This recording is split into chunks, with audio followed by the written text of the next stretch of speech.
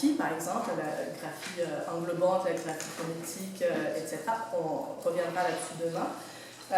La question du nom de la langue, le franco-provençal, l'arpitan, la langue savoyarde, le patois, etc. etc. La question de son introduction éventuelle à l'école. Là aussi, on aura l'occasion d'en discuter dans les jours qui viennent. Donc, il y a toute une série de questions problématiques, on va dire. De l'autre côté, toutes les discussions autour de ces questions ne suscitent pas vraiment d'intérêt chez les locuteurs ordinaires, les locuteurs qui parlent cette langue juste parce que c'est leur langue. Ils suscitent soit une indifférence, soit même parfois un rejet. Et donc, il m'a semblé intéressant de voir justement qu'est-ce qui se passe, pourquoi est-ce que ça se passe et comment est-ce qu'on pourrait éventuellement arriver à une approche vraiment de co-construction de savoir sur cette langue sur laquelle nous travaillons, avec y compris donc, les différents types de locuteurs. Alors, je ne vais pas vous proposer la réponse à cette question, comment arriver à cette approche, mais quand même, ce que j'essaierai de voir, c'est un peu d'analyser comment, donc d'analyser ce paradoxe dont j'ai déjà parlé, et de voir comment, en fait, à la marge des activités des chercheurs et des acteurs associatifs, les locuteurs reprennent la possession de leur langue et l'autorité se veut de définir comment elle doit être parlée, à qui, comment elle doit s'écrire ou pas, etc. Donc, ici vous voyez une citation, avant tu n'es pas prêté, donc alors tu ne peux pas parler. C'est la citation d'une conversation spontanée. Donc il y a un des locuteurs qui le dit à un autre: ah, mais toi tu n'as pas vu ça, toi tu n'as pas vu ça, donc tu ne peux pas parler. Et évidemment, ça c'est une manière très directe de négocier l'autorité, de produire une certaine vision du monde social, vision et division du monde social si on veut citer Bourdieu. Parfois, évidemment, même le plus souvent, je dirais, c'est moins évident que ça. Et selon le type de rapport de pouvoir qu'on trouve dans des situations de communication, ça peut être soit plutôt direct, soit vraiment sous forme soit d'ironie amicale, par exemple, dans des conversations apparemment inaudibles. Des rumeurs qui circulent dans la communauté et qui peuvent revenir aussi aux oreilles ou des chercheurs ou des militants, selon de qui on parle. Ou encore, parfois, par exemple, d'un refus de participation à l'enquête, toujours sous prétexte de manque de temps, par exemple. Donc, on va parler un peu de ça. Je vais vous proposer quelques réflexions justement autour de ces questions des idéologies linguistiques et des catégorisations sociales. Et après, donc, j'espère qu'on aura une discussion commune là-dessus. Juste un petit moment théorique de 2 minutes. Ceux qui étaient là l'année dernière ont déjà vu cette citation, mais que j'aime bien, donc je la reprends. C'est la citation des anthropologues linguistiques, Susan Gall et Irvine, qui disent que les propos autour de la langue ne sont jamais uniquement autour de la langue et ne sont jamais uniquement de propos. C'est la version originale, la version en franco-provençal. Donc derrière ces discussions, il y a toute une série d'autres questions qui restent dans les présupposés concernant notamment, par exemple, le type de locuteur dont il s'agit, actuel ou idéaux ou futur. La place de la langue en question, le franco-provençal, dans l'ensemble des pratiques culturelles et sociales de la communauté. Ou bien aussi, en fait, les limites sociale ou géographique de cette communauté linguistique de référence. Il faut dire aussi que donc, quand on parle des idéologies linguistiques, on parle des systèmes de pensée, en fait, des présupposés qui peuvent être partagés à différents degrés par les membres de la communauté, qui sont souvent irréfléchis. Ils peuvent être présents vraiment sous forme très explicite et directe dans les discours, mais très souvent sont quand même des idéologies irréfléchies Et ce qui est important quand même de souligner, c'est que ce ne sont pas des fausses croyances, par exemple, des choses comme ça. Il ne peut pas y avoir d'approche non idéologique, même à sa propre langue. Donc tout le monde a des idéologies, mais elles peuvent être différentes selon le type d'acteurs sociaux dont on parle. Alors, donc, je vous propose 3 types d'idéologie, si l'on veut. Je vais me concentrer sur le cas de la vallée d'Ost, parce que, donc, comme vous le savez, c'est la région où il y a quand même toujours un grand nombre de populations qui parlent le franco-provençal au quotidien. Et donc, aujourd'hui, ça m'a semblé intéressant de travailler sur ce type de locuteur, parfois dit natif, mais ça peut être critiqué, natif, ordinaire, traditionnel, etc. Donc, première chose, il faut dire que traditionnellement, les recherches sur le franco-provençal ont été les recherches dialectologiques. Et évidemment, comme c'était les recherches dialectologiques, elles étaient basées sur la micro-variation, donc vraiment d'une commune à l'autre. Et justement, l'unité de recherche, c'était une commune, le patois de commune X ou Y. Ce qui s'est passé ici au Val d'Ost, c'est que c'est aussi cette approche qui a été reprise par l'administration régionale et notamment officiellement on dit qu'il y a 71 patois valdôtains parce qu'il y a 71 communes où on parle franco-provençal. Donc par exemple selon le BREL, le Bureau régional de l'ethnologie et de la linguistique, il y a 61 patois valdôtains. Patois de Saint-Nicolas, patois de Saint-Pierre, etc. Si on regarde justement les interactions spontanées, anodines, on voit qu'il y a souvent des remarques ironiques quant à cette recherche de patois pur d'une commune ou d'une autre, qui sont attribuées soit aux chercheurs, soit aux autorités, soit à certaines associations, etc. Pour vous donner un exemple, en octobre dernier, il y a eu un stage de terrain, quelques personnes qui ont participé ici, présents. Donc un stage de terrain qui a été organisé pour des étudiants internationaux avec le Centre d'études franco-provençales et l'Université Humboldt à l'Allemagne. Et pendant ce stage, une conversation comme ça a eu lieu spontanément. Il y a quelques participants. Une conversation spontanée a eu lieu donc dans un bar. J'étais avec un valdôtain qui nous aidait avec l'organisation de ce stage et qui est originaire d'une autre commune. Et donc lui il dit prenez un de Claudine. Nous allons prendre de Claudine, et Claudine c'est un type, c'est la marque en fait, c'est la marque d'apéritif italien, sans alcool. Et à ceci, la serveuse répond en riant « Ah, vous n'avez pas la bonne parole, en patois, hein, comment t'es dit elle m'a tourné. Donc, c'est pas le bon mot en fait, comment est-ce que toi tu dis voilà.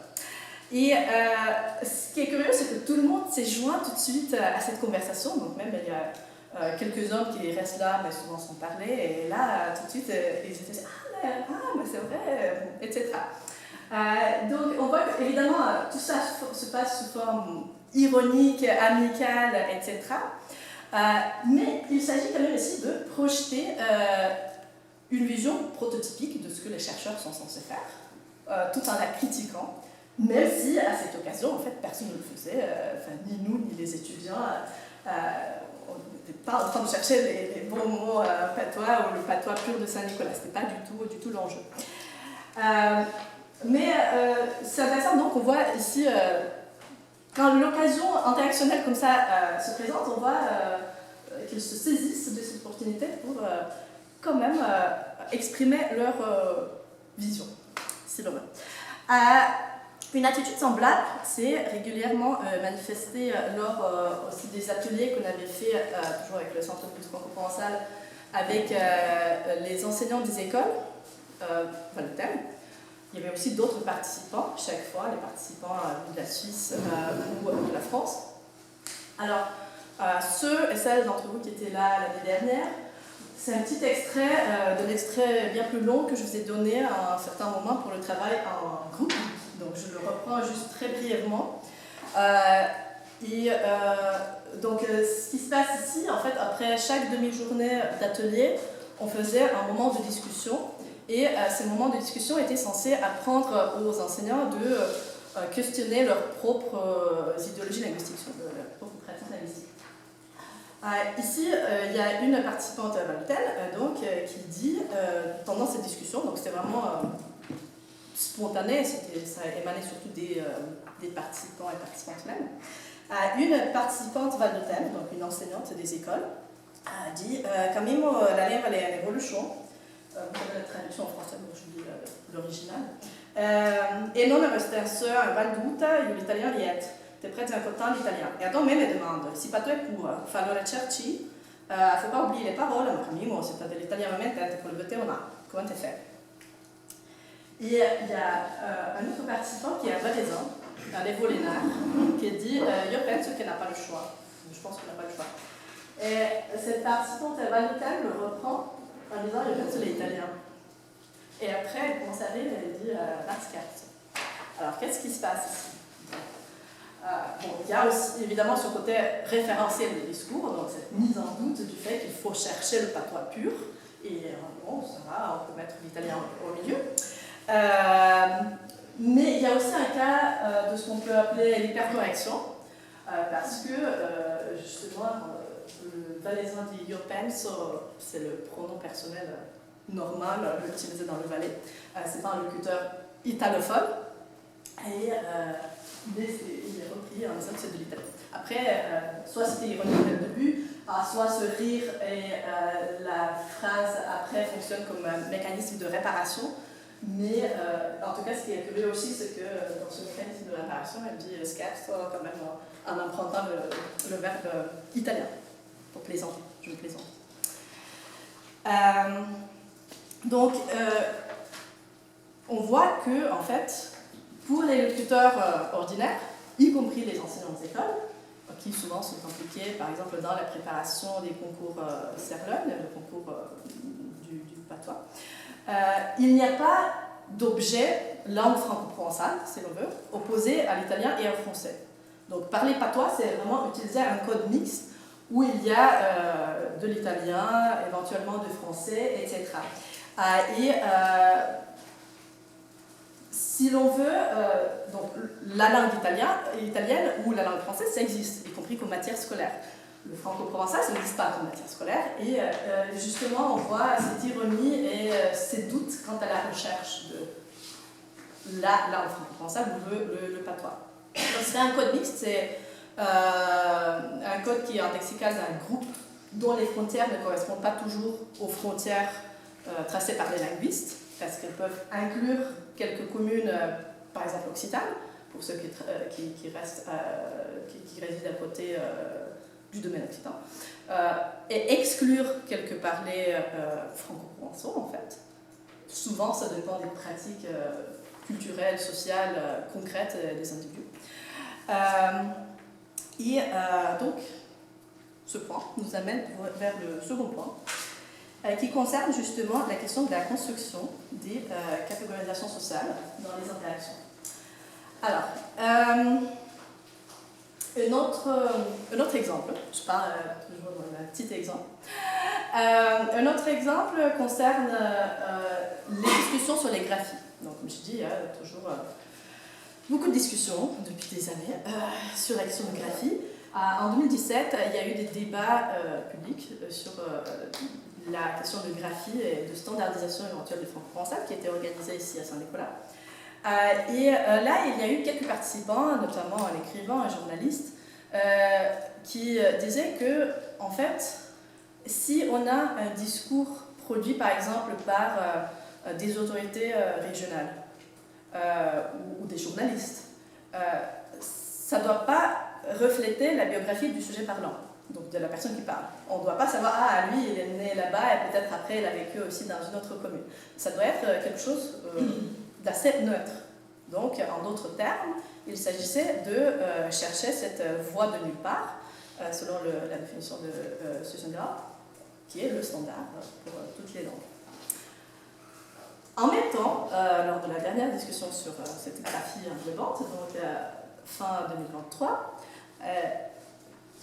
il y avait aussi ce même journaliste et qui, à cette époque-là, écrivait un roman et qui a dit, mais en fait, si j'ai besoin de mettre en avant le fait que, par exemple, un personnage vient d'une localité ou d'une autre, est-ce que je peux le faire?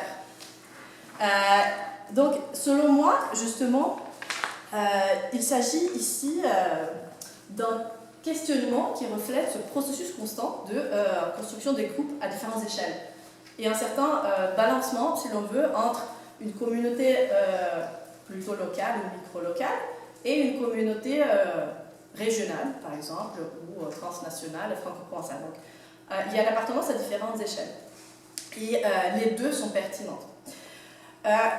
Si maintenant on regarde justement ce qui se passe dans les interactions spontanées, exemple, dans la conversation formelle avec deux femmes, ici, donc à Saint-Nicolas, il y a une qui s'autocorrige, toujours, sans attirer attention, vraiment spontanément. Par exemple, elle dit sota, et puis elle dit hata, elle dit fenitra, puis elle dit feniha, etc. Tout en continuant la conversation. Donc, qu'est-ce qu'elle fait? Elle passe en fait de la communauté d'un de ses parents qui vient d'une autre commune. On est à Saint-Nicolas, c'était la commune d'en face, de l'autre côté de la centrale, vers justement le plateau de Saint-Nicolas, donc le lieu de résidence de ces deux femmes, et qui correspond justement à cette construction du nous local, communal.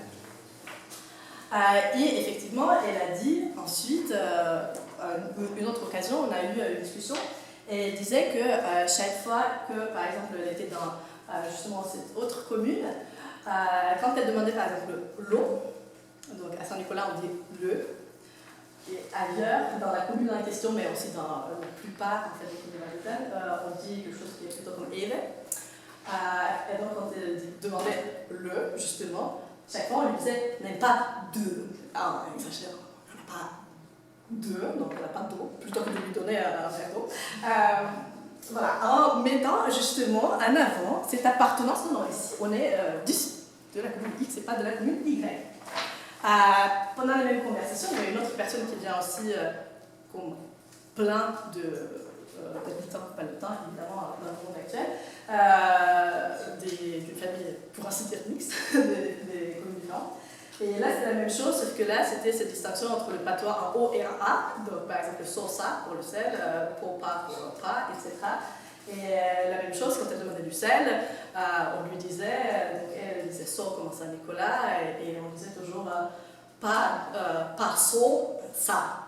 D'accord? Donc, on comprend tout de suite, évidemment, le côté référentiel, donnez-moi du sel, de l'eau, etc. Mais, justement, on voit dans cette micro-interaction comment se joue cette construction, justement, d'une appartenance. Qu'est-ce qui se passe ici? Donc, on pourrait avoir envie d'imaginer, bon, est-ce qu'il y a une certaine structure de communauté qui est peut-être différente de celle qui était pensée avant par les linguistes, mais qui est pertinente, par exemple, à droite en vert. Est-ce que, voilà, on sait que c'est pertinent, qu'il y a donc, le versant ensoleillé, en l'occurrence, et le versant de l'eau, donc la droite et le vert. C'est pas le même type d'ensoleillement, c'est pas le même type de pratique culturelle, pastorale, etc. Mais en fait, ici par exemple, vous prenez l'eau et vous voyez que ça correspond pas. Je ne rentre pas dans les détails, mais enfin, on ne peut pas faire ce type d'analyse structurelle pour dire ah alors c'est ça la vraie catégorie vernaculaire et donc ça correspond à ça. Bon, c'est plus complexe que ça. Alors, un autre exemple, mais qui va dans le même sens, mais qui est en quelque sorte inverse, ça vient toujours donc de ces ateliers pour les enseignants. On a déjà eu quelqu'un qui parlait de Phénis hier, donc là je vous donne justement un exemple de quelqu'un, d'une participante qui parlait le patois de Phénice. Alors, ce qui est particulier dans le patois de Phénice, c'est que les S sont réalisés comme des coups de glotte. Et ce qu'elle faisait, c'était justement, quand elle s'est retrouvée avec les participants venant de toute la vallée d'Ost et aussi de la France et de la Suisse, eh bien, elle disait par exemple Erzo, et puis elle disait Terzo, Ica, donc elle disait Citas, etc. Donc elle passait d'une variété plutôt locale, ou locale, vers quelque chose qui semble plus neutre et plus compréhensible, et qui, en gros, correspond à ce qu'on appelle le patois de Veul, même si, donc le patois de la ville d'Ost, même si ça ne correspond pas concrètement au patois de la ville d'Ost tel qu'il était parlé quand il s'est déjà parlé, c'est plus chacun un peu sa propre mythologie du patois de Veul, mais qui est à peu près, voilà, comme ça, on met quand même plus de consonnes étymologiques, des consonnes intervocales, etc. Ici, je vais vous donner les exemples plutôt phonétiques, phonologiques. Il y en a d'autres. Juste un autre exemple. Enfin, non. Oui. Quelque chose toujours sur le patois de Phénice, mais pour le mettre en parallèle avec ce qu'on dit de patois de Phénice. Souvent, on peut entendre des phrases ou des propos auto-ironiques où on dit par exemple « Ah, mais vous savez, on ne peut pas comprendre, vous arrivez dans un bar à Phénice, vous demandez une bière et quelque chose à manger, et vous propose un. Donc, en patois de vol, ce serait saucisson sec, donc les saucissons secs. Et évidemment, ce type de discours peut avoir lieu soit pour légitimer le fait que, eh bien, il faut parler italien pour se comprendre, parce que de toute façon, sinon c'est compliqué, soit pour dire qu'il faut un standard, je ne sais pas, national ou pan-valdotin ou quelque chose, parce que sinon c'est compliqué. Mais justement, on voit qu'en vrai, quand il s'agit des communications spontanées, eh bien, il y a ce mécanisme de communication, et ça peut exister comme donner des recherches dialectologiques, par exemple, si on cherche vraiment le patois de Phénice, ça n'existe pas comme réalité sociale quand il y a les gens de plusieurs communes qui se séparent. Il y a complètement d'autres mécanismes qui sont mis en place. Voilà. Si on regarde d'autres niveaux du système linguistique, eh bien, il y a aussi plusieurs choses. Chaque fois, il y a des petites choses qui sont aperçues et il y a plein d'autres choses qui sont inaperçues. Par exemple, il y a quelqu'un qui a remarqué ça, mais il y a plein d'autres personnes qui ne le remarquent pas. Quelqu'un qui disait, donc, au bout de 2 jours d'atelier pour les enseignants, et il dit « Ah, maintenant je parle comme vous ». Parce qu'il a dit justement à la mandarine, en mettant, donc il me l'a envoyé en mettant le complément d'objet direct donc, en post-position, alors que dans sa variété, il aurait dit « mais la mandarine ».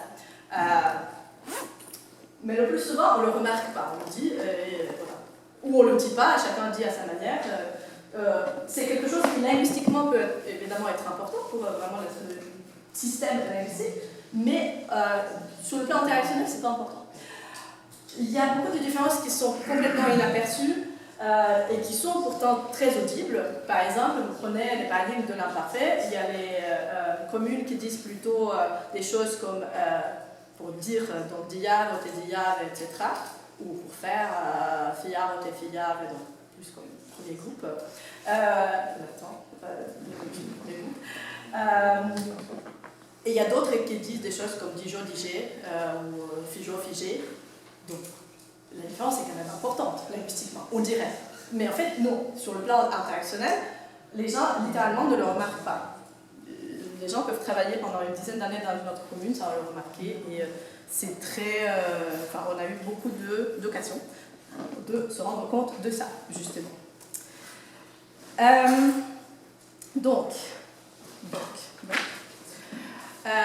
en fait, ce qu'on voit ici, c'est qu'au lieu d'une identité qui est vue comme si elle était fixe, prédéfinie par la commune d'origine, qui est implicite dans cette vision de patois de commune, eh bien ici on voit la mise en avant de cette identité souple, situationnelle, un processus d'identification. Et bon, il faut dire que c'est d'ailleurs exactement comme ça que l'identité est perçue dans les théories anthropologiques, sociologiques, sociolinguistiques, etc. Et à chaque fois, il y a ce contenu non référentiel. Des propos en franco-provençal. Pourquoi non référentiel? Parce que quand ils disent fenêtre ou feniha, on sait qu'on part toujours de la fenêtre, ça ne change rien.